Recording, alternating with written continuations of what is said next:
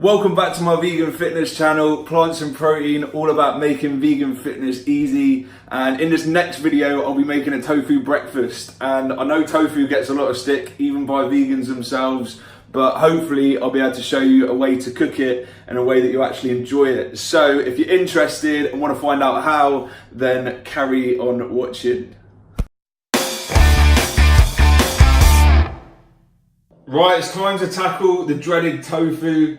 And even myself, I used to shy away from it at first. I just didn't want to try it. I heard so many bad things about it, taste minging, this and that. When I used to eat meat, say chicken, I used to eat loads of chicken. I used to eat chicken 4 or 5 times a day. It's not like I enjoy plain chicken. Like, you eat it for the sauce and everything. The same is going to apply with tofu. By itself, it will taste minging. I wouldn't eat it by itself. There's no way that I'd eat it by itself.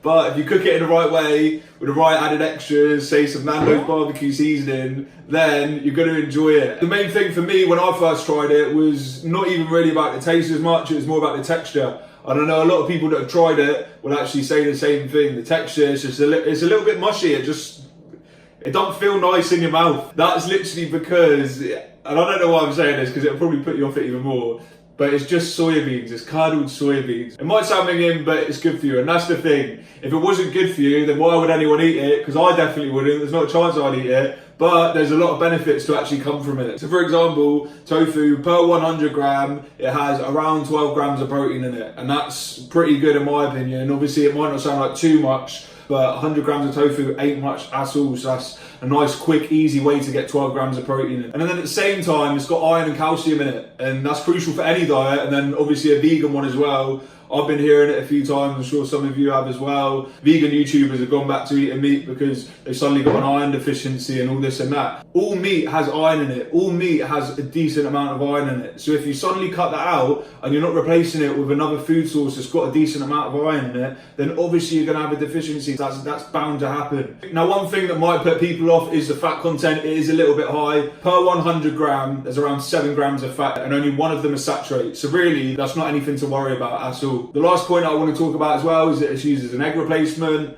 That's when I first started eating it, just to replace my eggs in the morning. But unlike eggs, which have high cholesterol, tofu literally has 0, so it's got none at all. Don't get me wrong though, you do need cholesterol for your body to function and produce hormones, but at the same time, too much of it can be counterproductive. If your body isn't getting enough dietary cholesterol, which it usually gets through all animal products like dairy and meat, it would naturally produce enough cholesterol anyway, just naturally do it within your body. So effectively that's going to be a better way than consuming it through an animal product, because you're literally creating it inside you. And other than that, it's just one of those things that you're probably just going to not enjoy for the first couple of times. I will admit that. I don't want to put no one off. I want everyone to try it, but you probably won't enjoy it as much as you probably want to the first couple of times you try it. But you will get there eventually, and I guarantee you'll feel better for it when you do. So the first thing you want to do is make sure you're buying the right tofu. So either start off by getting a firm one like this one here, or get an extra firm one like this one here. Now there isn't too much difference between the two, but as long as you're not getting a silken one, which is basically mush in your mouth, then you're good to go.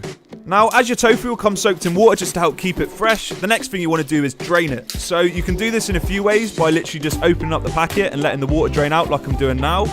Or if you want to go a step further, then grab some paper towels, place the tofu on top of them, and just kind of dab around the edge just to get rid of all the excess water on the outside.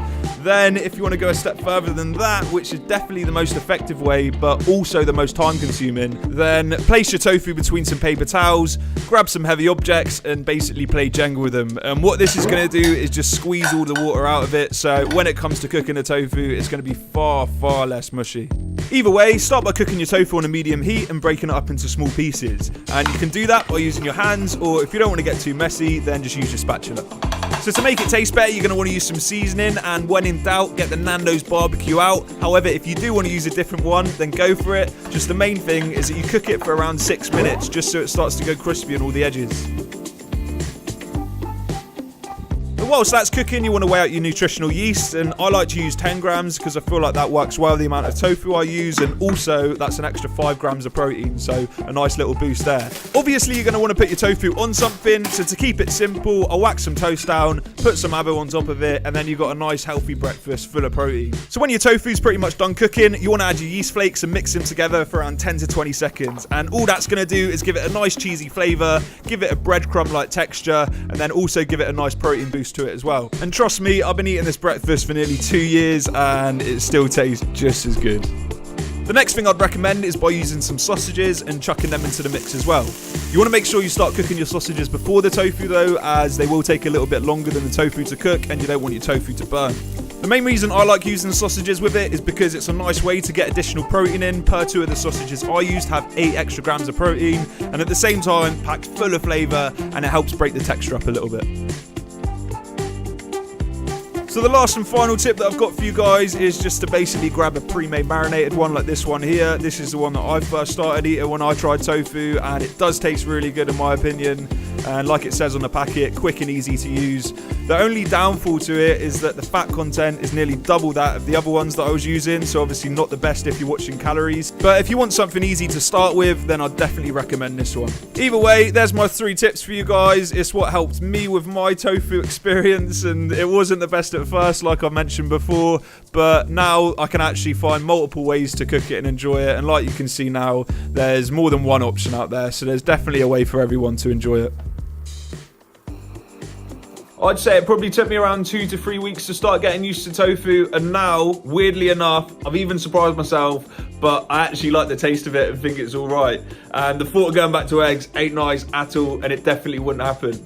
But like anything you put your body through, it does take a little bit of time, and it probably takes a little bit of patience and willpower, but you will get there in the end, and I guarantee you'll feel better for it when you do. So give it a go, let me know what you think, and in the next video, I'll be using seitan, which I haven't used yet, but that's another high protein vegan sauce. So if you're interested in learning about that, then keep an eye out for my video next week, next Monday, where I'll explain it a little bit better and I'll use it in my next recipe. So hope you enjoyed the video, and I'll see you in the next one.